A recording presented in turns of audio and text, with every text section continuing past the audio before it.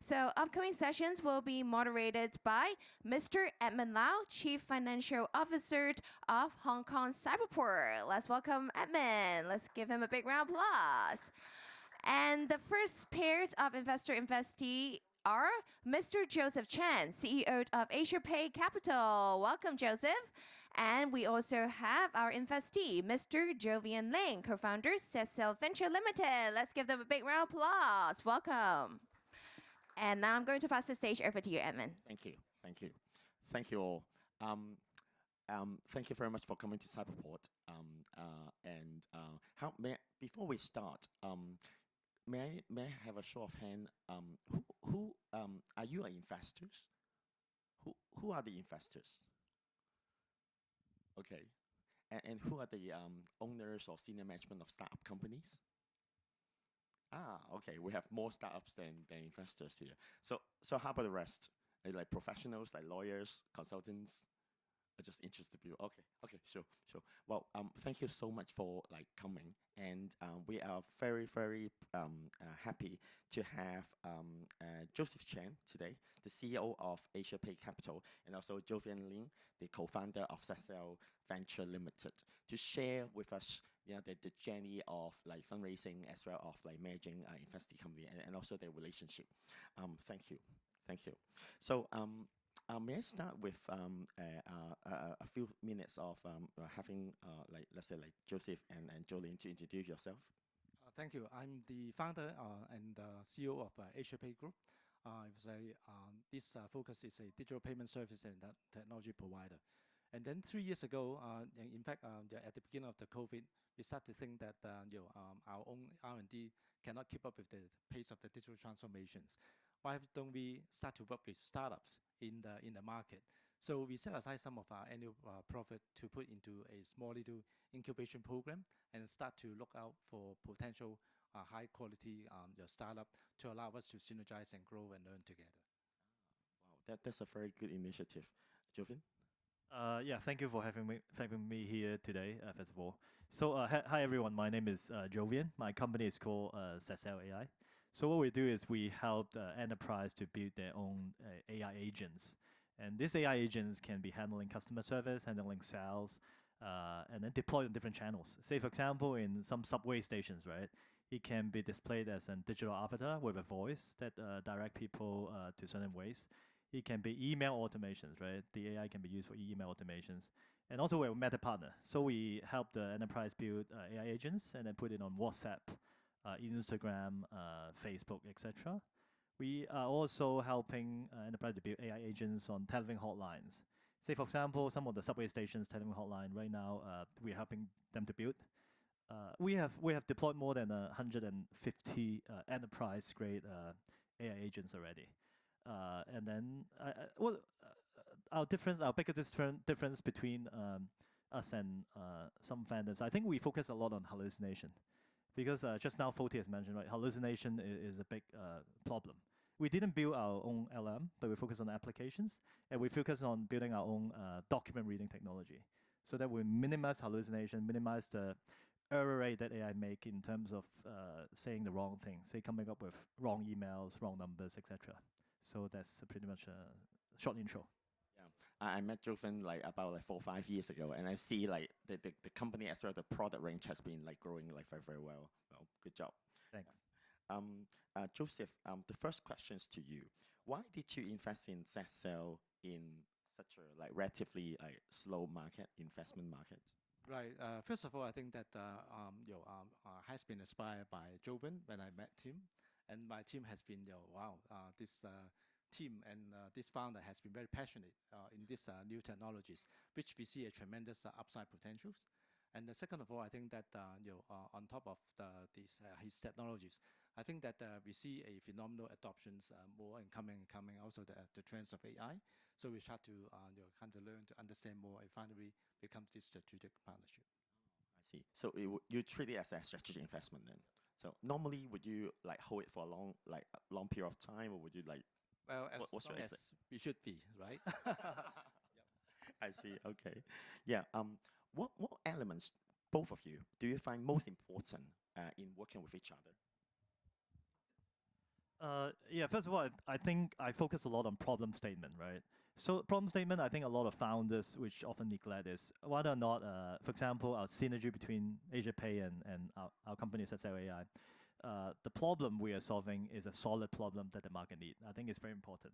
By combining our capabilities, because AsiaPay have a very seamless, good payment gateway, and we have really good AI agents that help the brands to converse with their customers. So first of all, I think problem statement, whether or not the synergy can create a problem-solving solution. That's very, very important. And secondly is I think the DNA, the culture. Shelton just mentioned about the culture of company. I think I'm very glad that we mix quite well with AsiaPay, both Joseph and his team. Joseph, and he is also very kind. He often organize a lot of socializing events, like and then he get a lot of different ecosystems, different partners, parties, so that we can easily work easier with the teams and with the stakeholders. So this is very, we are very grateful for his help. I think that to all investees, trust integrity is key, and also the commitment and devotions of this founders is very important too. And the third of all is that the communications, because we invest in an arm's length, we are not interfering their day-to-day operations. A certain balance of communications to really not only to understand where they are, but in fact try to look for new opportunities together. Wow, I can see, you know, there really good like chemistry between you two. And I do believe, and also I do agree, you know, trust and as well as, you know, good communication are the two very important like matters, you know, especially especially when the time is not good, which is not now. I can see the relationship is still very good. So can you give us a one or two examples of the current collaborations as well as, you know, some of the areas that you have been thinking about, you know, given the technological trend as well as the economical trend? Right. I think that the top most of all, not only after as an investor kind of a role, in fact, we become their direct client, right, at the start. So in fact, we keep learning from him on this voice communications and also his AI development area. There are a couple of collaboration areas. First of all, not being on top of being a client, we also start to look out for collaborations of reselling and referral partnerships. Because AsiaPay has been operated in 12 markets in Asia, we see a tremendous interest and demands on his technologies. So from time to time, we start to look into any of our merchants that or banks, they may have this kind of interest and needs. For example, the underground in the overseas market. And so referral and reselling is one opportunities. And second of all, we also try to look for some joint innovative brainstorm exchange. For example, from his technologies, we try to look out or whether there's some particular verticals that will be more on demand, like hotel sectors. And also that we exchange and share resources together. So we'll be showcased together in the coming FinTech Week in Hong Kong and Singapore. Yeah, exactly. Because especially we are expanding to Southeast Asia, so we're expanding to say Singapore, Thailand. And you know, as a startup, it's very difficult to expand overseas without any connection, without any network. So I think the first synergy obviously is like AsiaPay's beautiful network, right?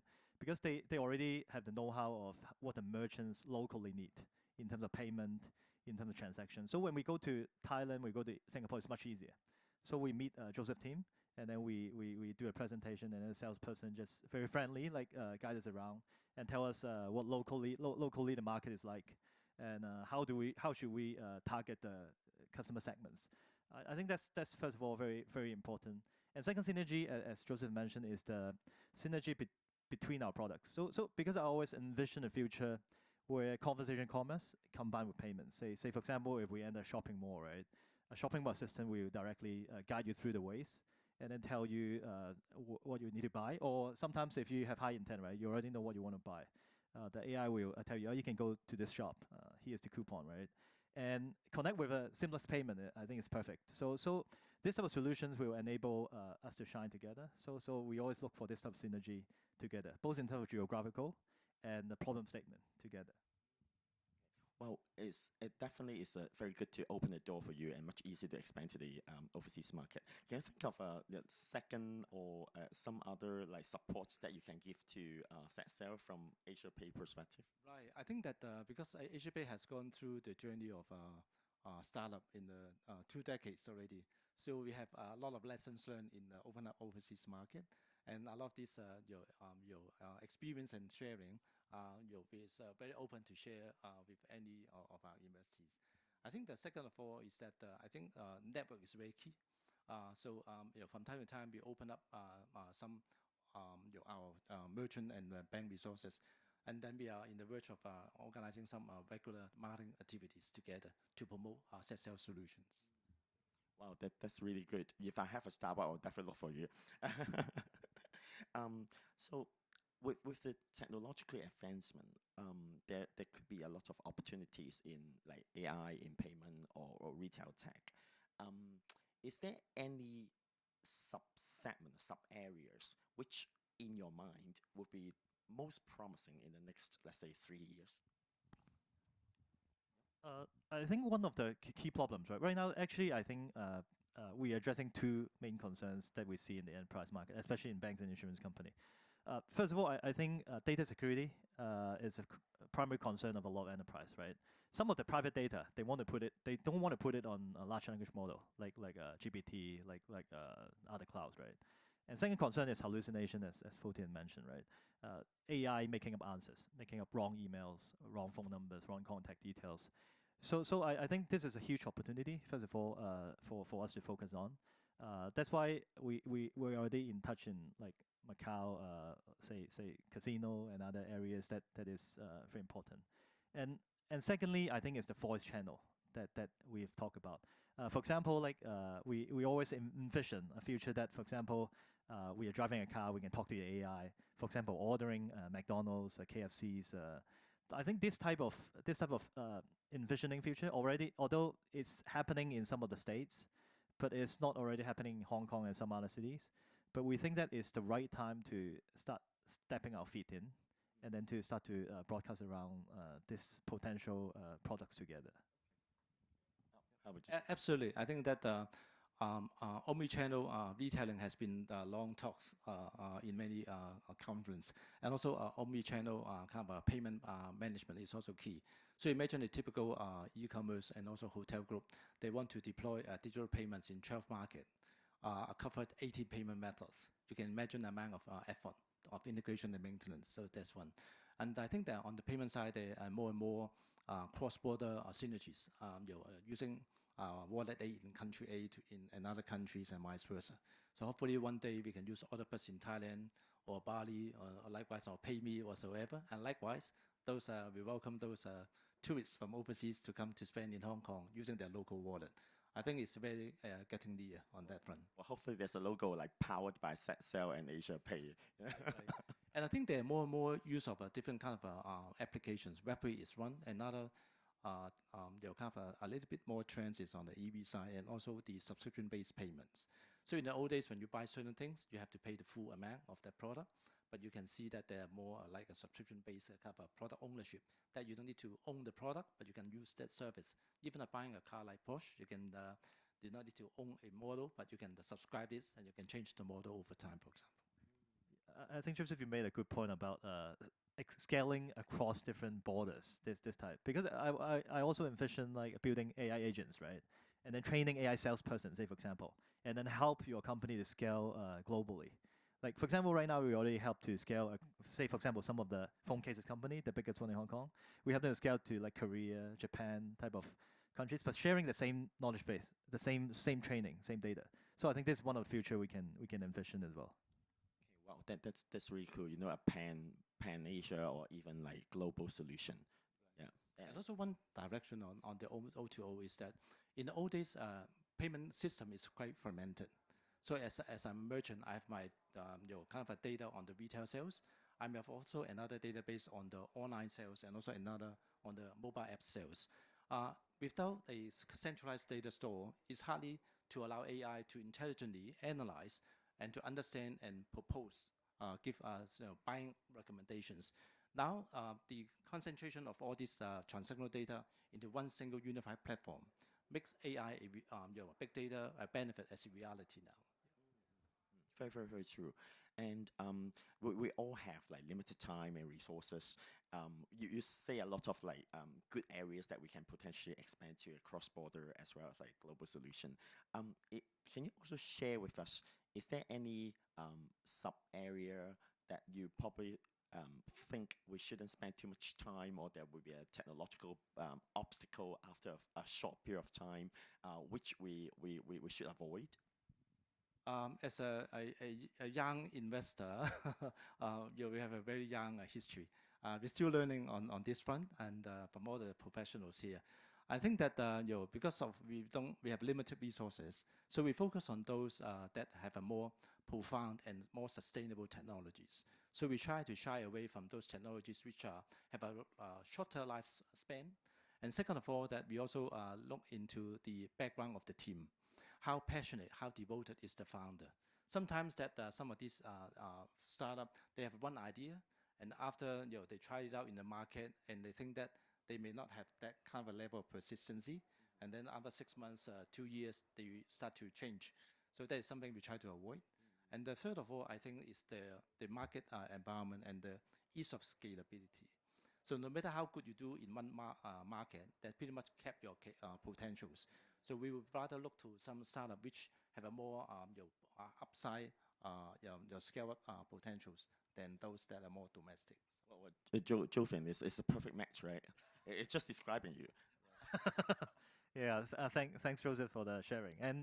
And I think for on our side, right, I think we avoid investing in things that doesn't work. We have to pivot fast. If we find that some market is some kind of wrong or over competitive, I think that's very important. Especially recently, I think I'm talking to a VC and they asked me what's my view towards the product in China, say for example, right? And in some areas, China market is very crowded, overcrowded, and they receive nothing for doing a lot of things, right? So I think this is the area that we always avoid our time and investment into. And we always want to invest more on building up relationships and partners like AsiaPay as well. Yeah, it involves a lot of difficult choices. We still have a few minutes. Maybe I can open to the floor to see whether the startup investors have any questions to our two guests.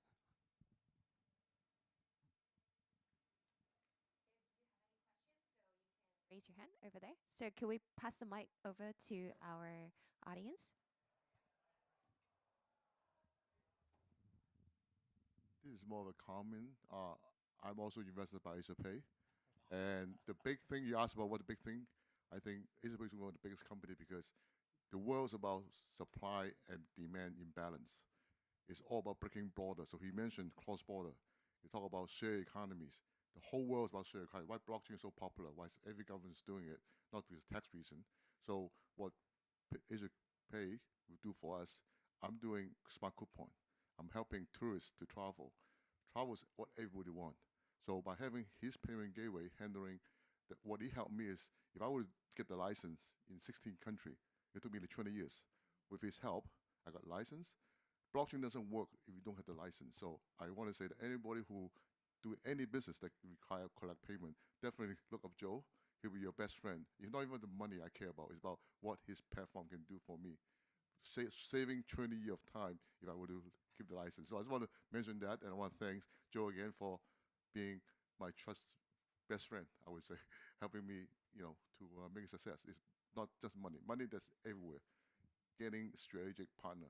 Everybody, all the founder here, I would say, don't think about valuation. Think about finding your best friend to be your investor. That's my personal experience. Thank you. Thank you very much. Anyone else? Hi. I'm wondering, do you guys have any advice for young entrepreneurs? Absolutely. I think that sometimes that entrepreneur would like to do something that he likes, he loves. I think that running a business is something different from a university project.